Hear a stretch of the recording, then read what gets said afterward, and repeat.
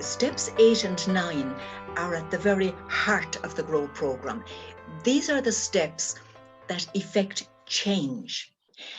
These steps are about the part that we ourselves, not others, play in our own recovery. Steps 8 and 9 are about choosing to be mentally well and the power that we have to change our own lives. I suppose you could say that steps 8 and 9 are about the cognitive behavioral aspect of the GROW program. The first element of human behavior is thinking. And of course, it goes without saying, but sometimes it helps to say it. Thinking is what goes on in our heads. Thinking is what I say to myself. It's a string of words. I say something to myself. That's my thinking. Then there's doing. That's the hands and legs and feet stuff.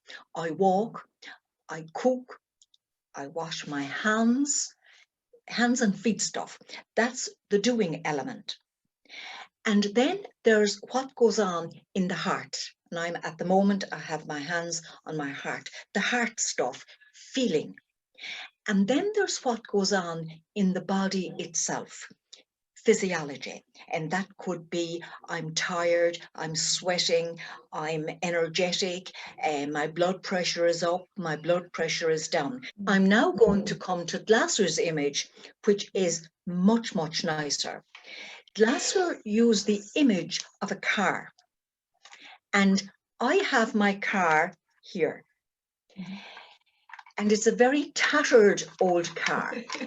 If you have a person, we'll say it's Tim in the front seat. If Tim is a thinker, what Tim is doing is he's thinking. His head is racing. His mind is racing. Thoughts are stumbling one over the other. He can't even separate out the thoughts, because as soon as one thought is dealt, another comes in. It's like a tsunami of thoughts. So we call that then, because it's the big wheel, it's all about thinking. We call that a thinking behavior, because thinking is the big bit. But the other three wheels are tagged on as well. Because while Tim is doing so much thinking, his poor head is addled with the thoughts, but he's doing, there's a doing wheel as well. He mightn't be doing much. What is he doing? He could be Googling, trying to find the answers. He could be reading a book, trying to find out, asking somebody, just asking questions, trying to find the answer. So his doing is small, but it's there. And go back behind the driver's seat.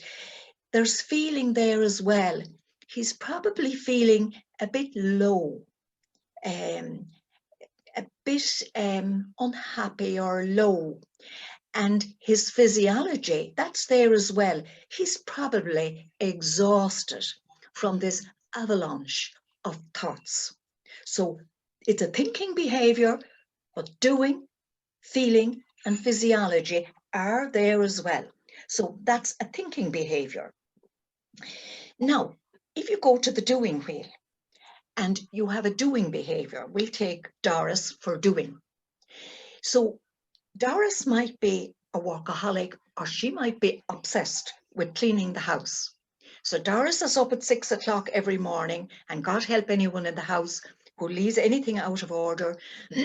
Everything has to be spotless. The bathroom is cleaned before people get up and after people use it.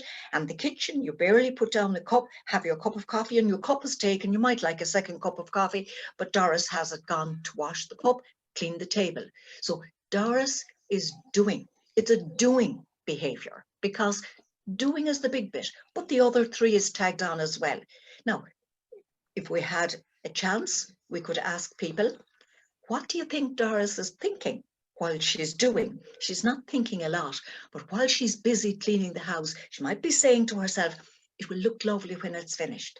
When it's finished, I'll have a rest. But of course, Doris never has a rest, just keep going, going, going. But she's thinking, it'll look lovely, a little bit of thought. And go behind the driver's seat to the feeling wheel. What is Doris feeling? There are moments of great happiness. The house is looking lovely, but it doesn't last. It's a small feeling because it needs more cleaning. And go to her physiology behind the passenger wheel. What's Doris's physiology? Poor Doris is exhausted. She's sweating. There's stuff going on in her body. Maybe her blood pressure is up or her blood pressure is down, but there is something. She could have a headache from it all. But her behavior, the name of the behavior is a doing behavior, because doing is the big bit, but the other three are tagged on. Okay, then we'll go back to the wheel behind the driver, to where Felicity sits over that wheel.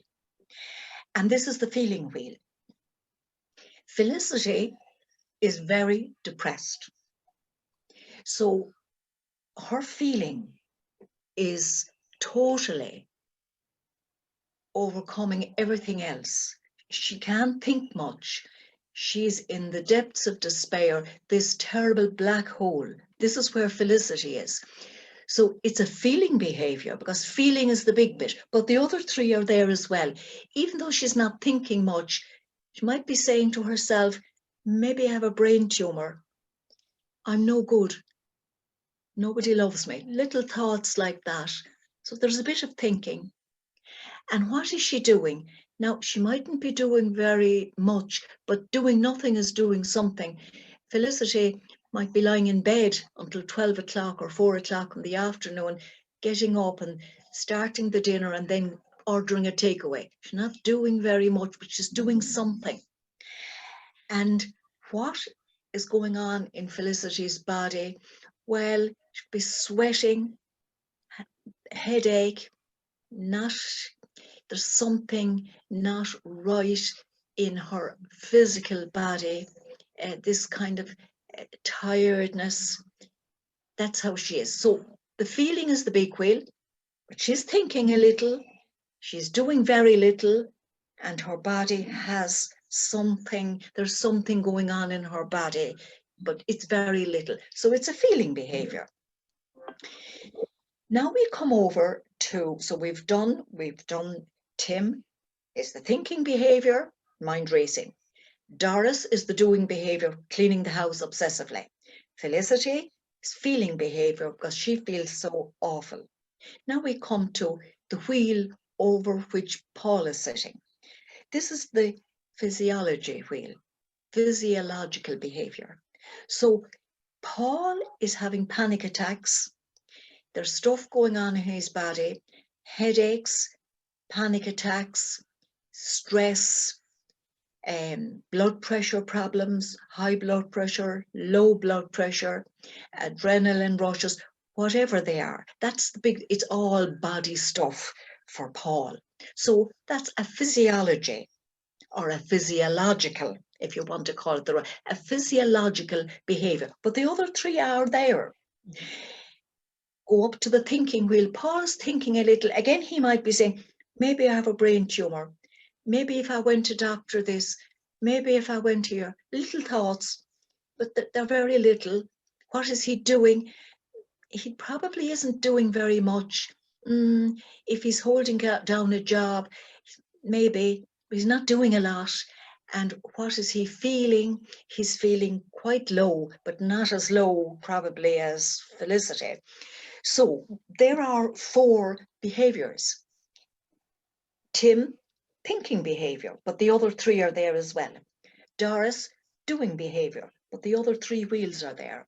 Felicity, feeling behavior, but the other 3 are there. And Paul, physiological behavior, but the other 3 are there as well. Okay, so that actually brings me now to the whole thing of choice, and how steps 8 and 9 work together. How the wheels interact in steps 8 and 9. So we have a car, an old model. I do need to update it, but it suits me because the modern cars don't work as well as this car for my purposes. Okay, so what we need to do now is we need to test drive this car. Okay, and this is where we'll be seeing how the wheels, they work individually, but they also work together as a whole. It's a car. Can't send one wheel off in one direction and another wheel in another. They walk together, but one wheel will always be the big wheel. Of course, our aim in life is to have, as best we can, 4 balanced wheels. They won't always be balanced, but on an average during the day, we should have 4 balanced wheels, average. Okay, so in order to test drive this car, Sheila, I'm going to ask you to do this little exercise for me, if that's okay with you. Right, yeah. Now, Sheila, settle yourself nice and comfortably there because you're going for a drive. Some of the exercises I'm going to ask you to imagine you're doing them because you can't actually do them on a screen. So, in this exercise, I'm going to ask Sheila to experiment with each of the 4 wheels: thinking, doing, feeling, and physiology. Okay, so we're going to start, Sheila, with the thinking wheel. And the first thing I'm going to ask you to do, Sheila, is please close your eyes. And now I want you, Sheila, to think of the color blue. Mm-hmm. Now think of yellow. Yep. Now think red. Yep. Now I want you, please, to stop thinking red. Take a little time at it and just notice if it's hard or easy to do what I'm asking you to do. And take your time. Okay, Sheila, now we'll come to the doing wheel. Sheila, please raise your right hand and touch your forehead. Thank you. Bring that hand down, raise your left hand, touch your right shoulder. And your eyes are now open, so I'm going to ask you to imagine, do this in your imagination, that you stand up. Okay. After a few minutes, sit down again. And just notice if anything there was difficult for you to do. Just notice it, don't tell me, notice. Now we'll go to the feeling wheel, Sheila. So it would be good, if you don't mind, to close your eyes, I think, if that's okay with you. Yeah. Now, Sheila, will you do this for me, please? Will you please feel angry?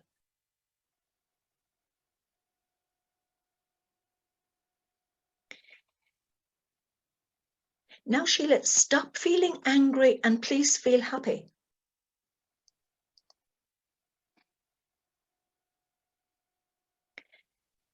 Now, I want you to feel hurt.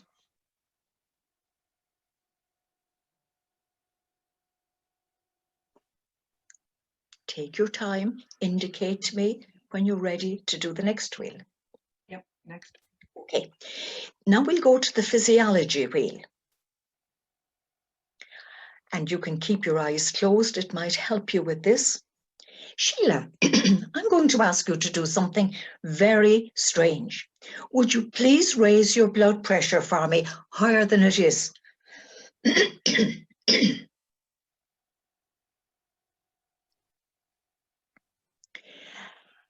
Now, Sheila, I want you to please feel freezing cold.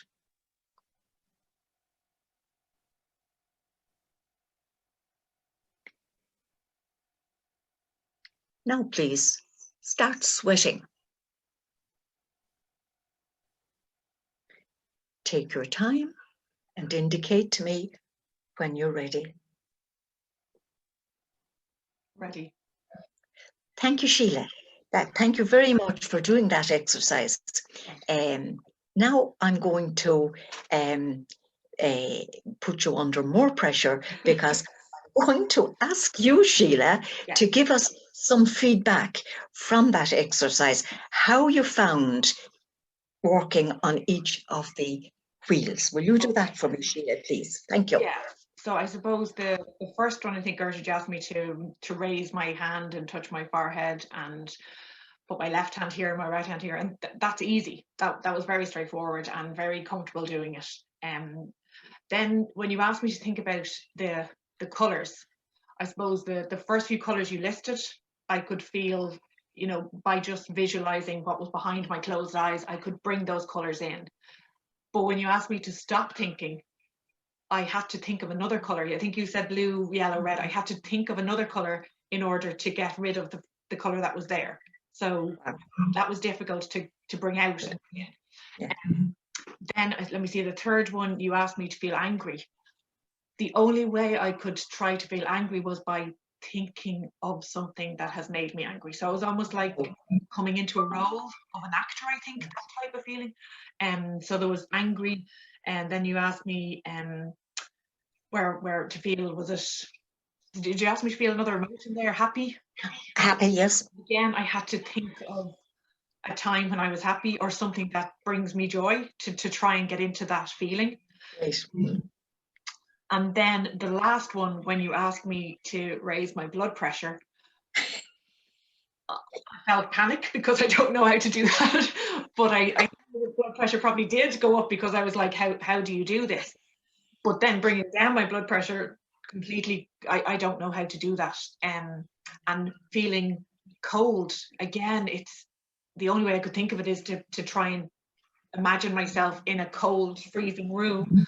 But again, your body doesn't follow. And feeling hot and sweaty, then again, I couldn't bring myself there. Yeah. Thank you very much, Sheila. You did exceptionally well. So we're going to take a look now at, Sheila has told us very important stuff about choice and about steps 8 and 9. So we're just going to take a little look at what Sheila has actually told us, the results of driving this car.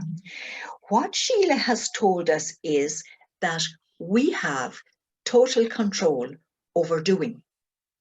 Sheila had no problem lifting her hand and in her if she could stand up, she could sit down, but she did that in her imagination. So what Sheila is telling us really is we have 100% control over the doing wheel. Unless, of course, you have a broken hand, unless you're physically, if you're handcuffed, have a broken hand, that's a different thing. When you can't do it, or you're in jail, your freedom is taken. But in the normal course of events, we actually have 100% control over doing. And a lot of the time, we don't realize we have that. We don't know in our heads that this is something we actually have. And it can change our lives when we discover we actually have 100% control over what we do. Now, when Sheila experimented with the thinking, she had no problem at all thinking of the first lot of colours, red or yellow and blue. I asked you, Sheila, first. So we have a lot of control over our thinking. Now, Sheila had a bit of difficulty with red. Thinking is not as easy to change thinking as it is to stand up, sit down, go in, go out. That is not quite as easy. But Sheila managed it. She found a way to get rid of red. Our Sheila went back to blue or yellow. She just went back to another thought. So what Sheila's telling us is we have a lot of control over our thinking. Again, something we don't realize we have, that we can actually discipline our thinking. We can work on thinking. We have a lot of control over thinking, not as much control over thinking as we have over doing. A bit of difficulty sometimes may take longer to change thinking than it does to change doing, but a lot of control there. And for somebody like you, Sheila, you found a way to get one thought out and to get another thought in. It was a bit difficult, but you walked with it. So that was brilliant. So what we've learned so far, we've 100% control over what we do, unless we're physically restrained. And we have a lot of control, more control than we think we have, over what goes on in our heads, what we say to ourselves, what we put into our heads, what seems to just pop into our heads from nowhere. We can walk with that. As Sheila could get rid of red by going back to blue and yellow, we can get rid of a thought that pops in that's giving us trouble by going to another thought. We can do that. That exercise proves it can be done. Now, I asked Sheila then to experiment with the feeling wheel. And Sheila had what she told us really is she couldn't just feel angry. No. I asked Sheila to feel angry, and like it's actually so funny, you know, if Sheila laughed at me, it would be a normal response. Yeah. But you couldn't just feel angry, because at this moment, Sheila, you're not angry. Now, no. If you had a row with somebody 5 minutes ago or half an hour ago, I said, feel angry. Of course you could feel angry because you were angry. Yes. But because you're not angry, you simply couldn't switch on anger. Switching on and off feelings is not like going over to the light switch, switching it on, switching it off. You couldn't, Sheila. And no. that is perfectly normal. That doesn't mean there's anything wrong with you or that you're not as good at this as somebody else. It can't be done. No. Neither could you feel happy just because I asked you to. If you are, I think you are happy today. So if you are, so you feel happy. But what you're telling us is we have no direct control over our feelings. No. A person can say to you, the worst thing anybody can ever say to a person, cheer up. That is not possible to just switch on, cheer up. You can't do it. We have no direct access to either anger or happiness or hurt or cheer up or stop feeling sad. I can't do that. So when somebody says stop feeling sad, you could actually then feel angry. That could be where that would lead you. So we've no direct control. That's the important point. No direct control over our feelings. But Sheila demonstrated something very important. I asked her to feel angry. What did Sheila do? She went into her head. She went back to her thinking, to the front wheel. She went back to where Tim is sitting. And she thought of a situation when she was angry, or maybe a situation where she was unjustly treated. And if we had given Sheila plenty of time, she would end up raging. Yes. So it can be done. And if we had loads of time, Sheila could also have helped herself to feel angry by clenching her fists. So if you think of some situation in the past that made you angry, and you do something like clenching your fists, so thinking and doing the two front wheels, they will actually help you to feel angry. If there's any benefit in feeling angry, we're doing a workshop here, so we're just demonstrating something, but we're proving a point that you have no direct control to your feelings, but you do have indirect control. Go back into thinking and doing, and you can change how you feel. And again, you demonstrated very well, Sheila, that to feel happy, all you had to do was think back. You are happy now, so I don't think you had much trouble. But if you weren't happy, if you were angry now, if you had a row with someone 10 minutes ago, just think back, sit down quietly, something you do, you sit down, breathe, think back to a time when you were very happy, and just instead of clenching your hands, relax the body, and you will feel happy. It can be done. It might be difficult. So no direct control over feelings, but we do have indirect control over feelings. Now, the funny bit I asked you to do, Sheila, was when I said, please raise your blood pressure. And because you're doing this, the blood pressure may be a little up. Bring it higher. Again, you can't do that on demand. You couldn't switch on high blood pressure so that we would have to abandon the workshop and get an ambulance to take you to the doctor. Couldn't do that. It's not possible to do that. But you found a way. You can raise your, think of a stressful, go back into this thinking wheel. See, this thinking wheel is very powerful. Go into the thinking wheel and think of a stressful situation, and you can actually bring up your blood pressure, or you can bring down your blood pressure by thinking of a very non-stressful situation. Now, if you had loads of time, you could do something that would, you could go on, people do stress tests and run around the block. You could raise your blood pressure by something you do. See the way we're getting at? These two front wheels of our blue car are very, very powerful. Okay. I asked you to feel cold. You're not cold right now, but you could think of when you were cold, or you could go out in the cold. So something you would think about, you're thinking and you're doing, you could actually bring your temperature way down. Sometimes when I feel too hot in the house, I walk out to the gate, out in the fresh air, and I cool down. If I'm too cold, I put on the heat. We can get hot, we can get cold, and you can get cold by as well as by doing something, going out. Go into your thinking and imagine yourself in a deep freeze, that you've got locked in a deep freeze. You won't be long feeling cold. It will actually produce the result. You will feel cold. So again, this is the most important part, repeating, going back, thinking and doing. 100% control over what we do. A lot of control over what we think, what we say to ourselves. No direct control over feeling and physiology, but we have indirect control over feeling and physiology. We can change the two back wheels by going into the two front wheels, those powerful two front wheels.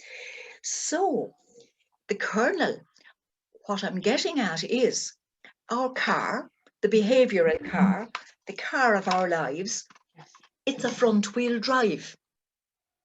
And you all know what a front wheel drive, and we're talking about an old fashioned car. I don't want people thinking about the modern cars that have, it's not a Jeep, it's not a 4-wheel drive, it's an old car. I got it in 1984. It's a front wheel drive.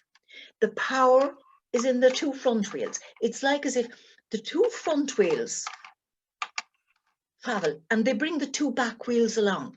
So thinking and doing is where the power is, and they bring along feeling and physiology.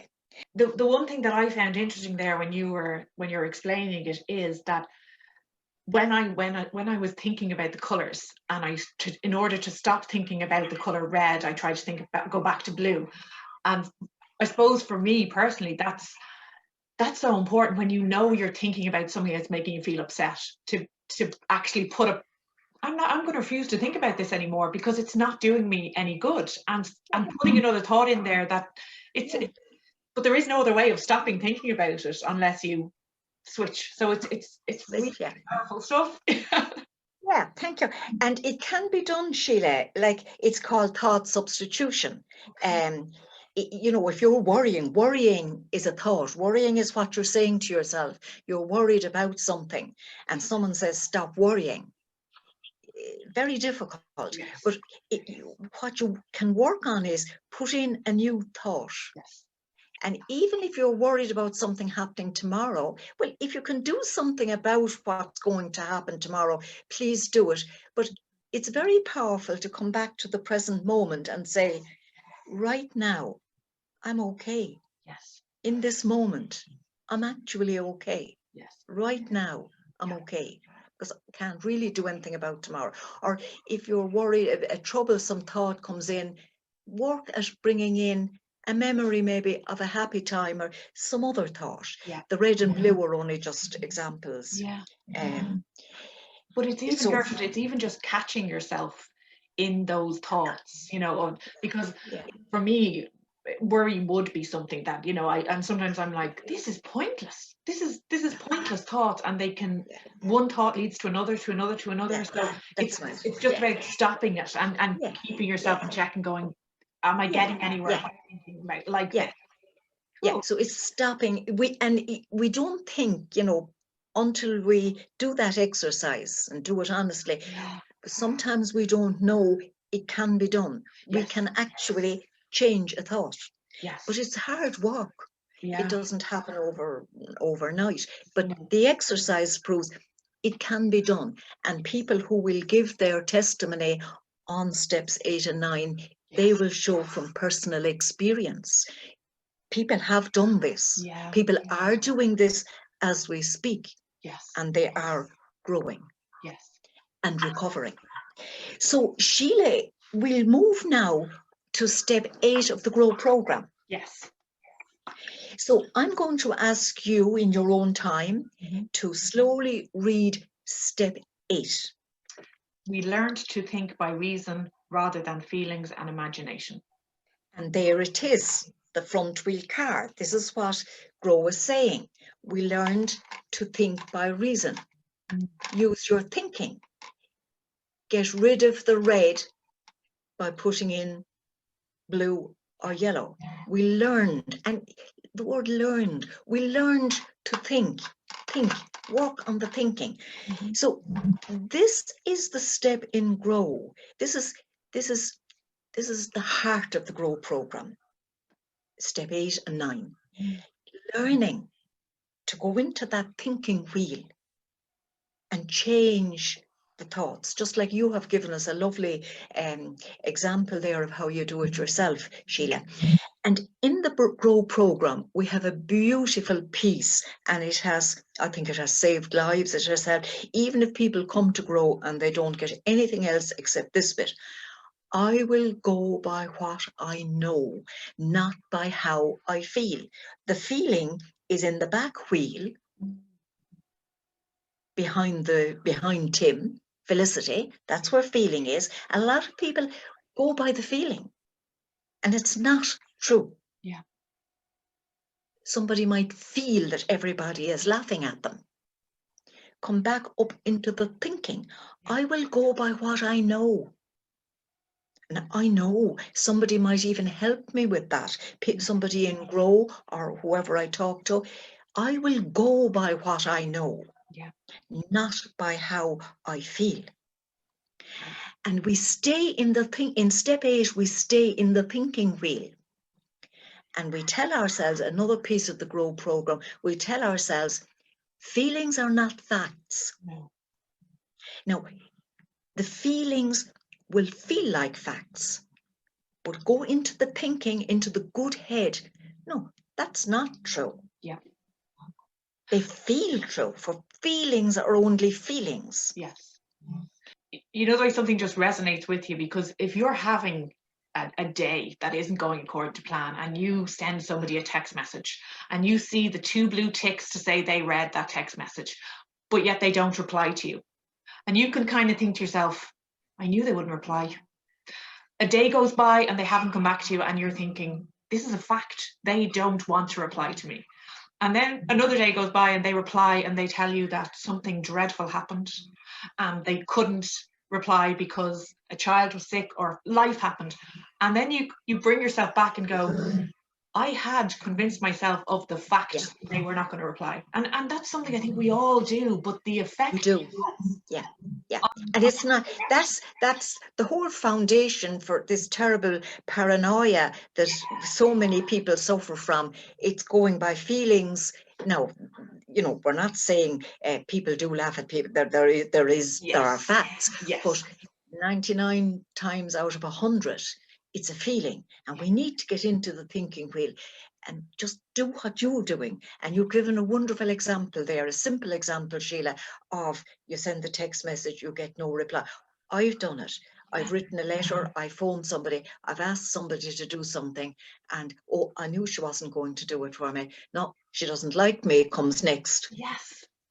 And human nature. Yeah. It's not true. I will go by what I know. not by how I feel. And feelings are not facts. And in this step, we work hard to seek truth, the truth, rather than what feelings tell us. And even if people are into the letters of St. Paul said, for anyone who thinks like that or believes in St. Paul, he said, seek the truth and the truth will set you free. Like he could have known the GROW program, because he was talking there about thinking. Yes.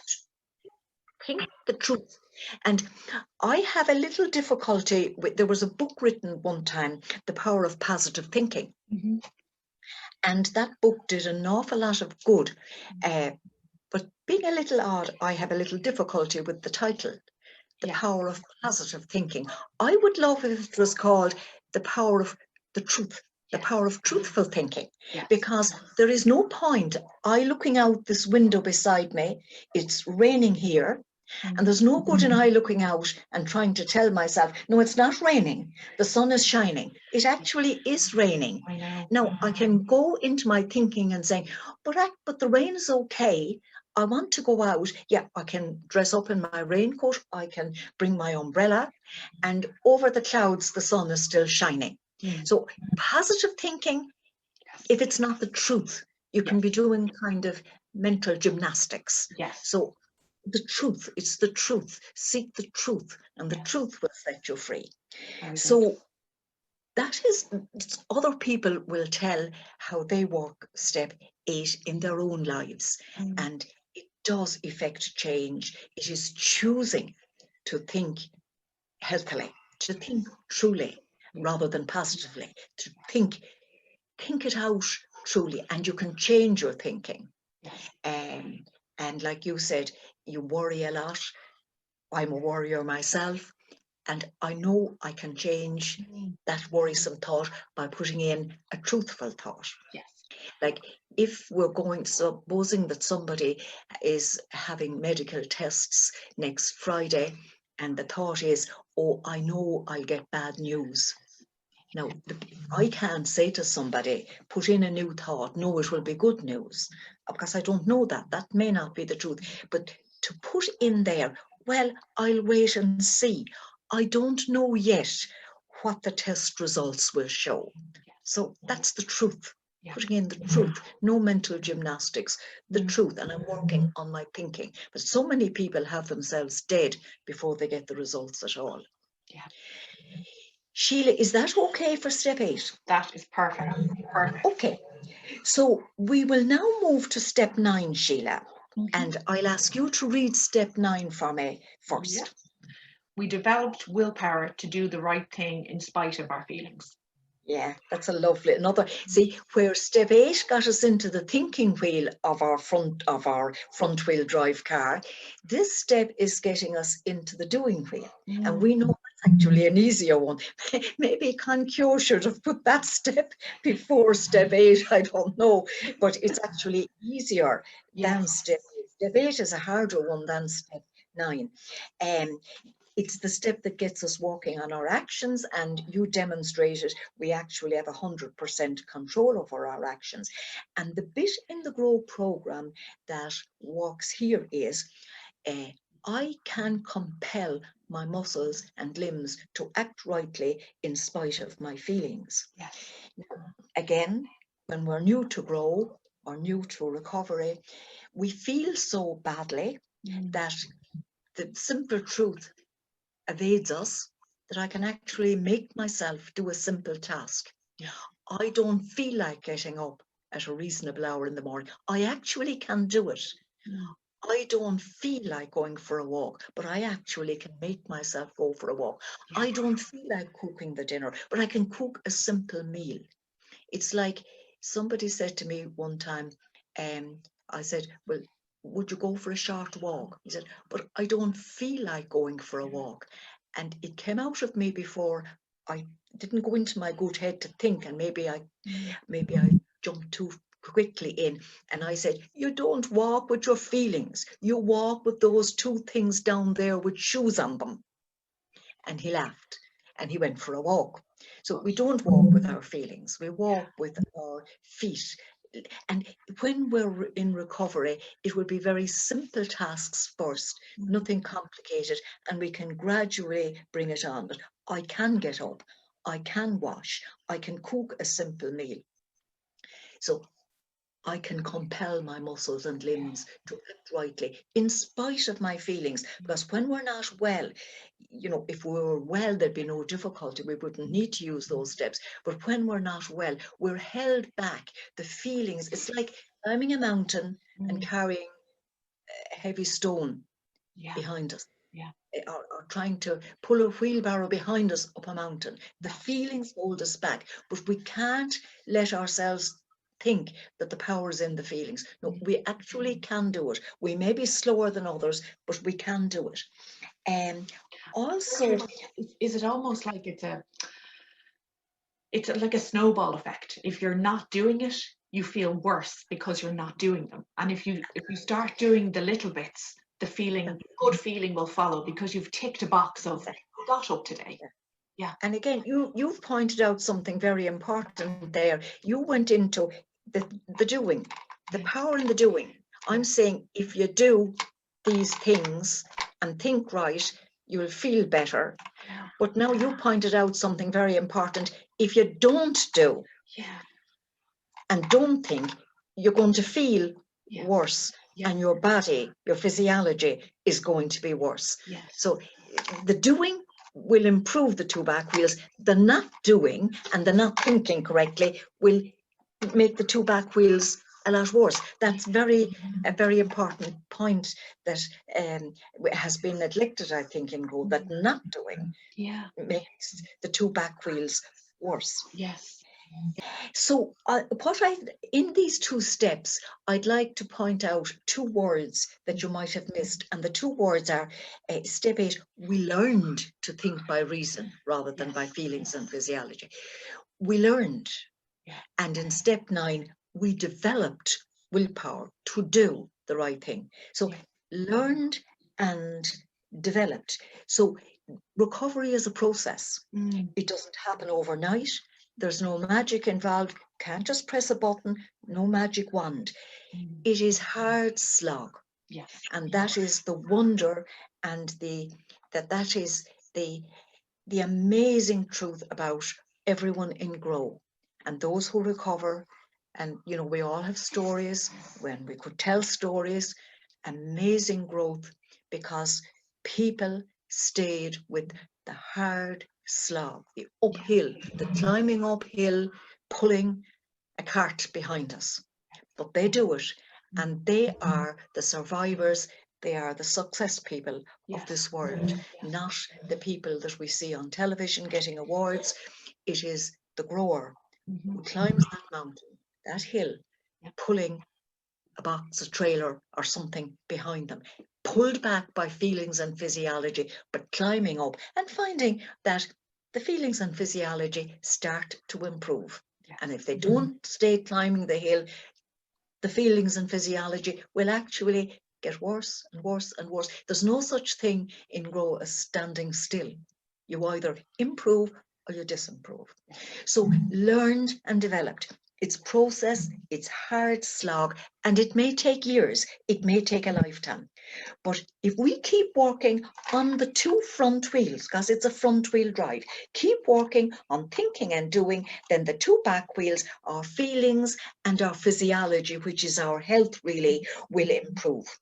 In terms of, I suppose, prevention. So rather than, I know these particular steps are very much geared towards recovery, but even in terms of prevention, I feel like just being aware of my own thoughts and being aware of, you know, I would be prone to cleaning the house when there's something, you know, I'd like a distraction and let's just clean. And there might be a day or two where, you know, but if you're aware that, okay, something is bothering me and this is how I'm reacting. If you have awareness, if you develop awareness, and even if acceptance is very important in the Grow program too, and sometimes I may experience non-acceptance. But a very wise man said to me recently, if you accept your non-acceptance, you'll be grand.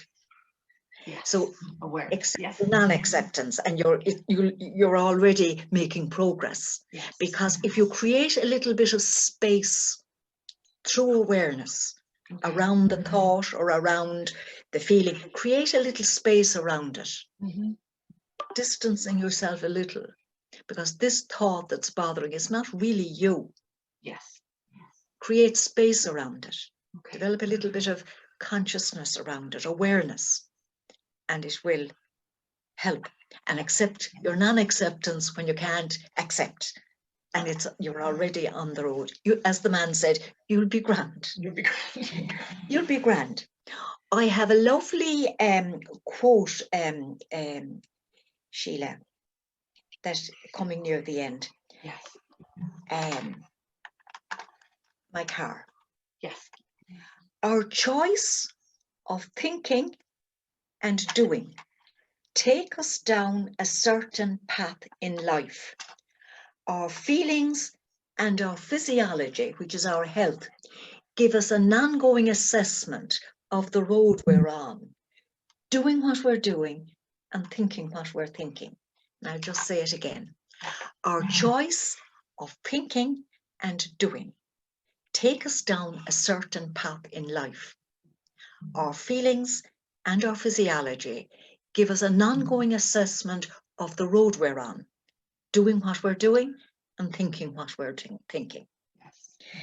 And I think at the end of the GROW program, I suppose it's my favorite. See, the steps leading up to steps 8 and 9, they're foundational. They lay the foundation. And then you have 8 and 9, which are the very heart, choosing through thinking and doing to be mentally well. And then the other steps, 9, 10, 11, 10, 11 and 12, they bring us on in the journey and help us to spread, grow into the community. They bring us on. Yeah. So you have the foundation, the heart, and the moving on. Yeah. In GROW.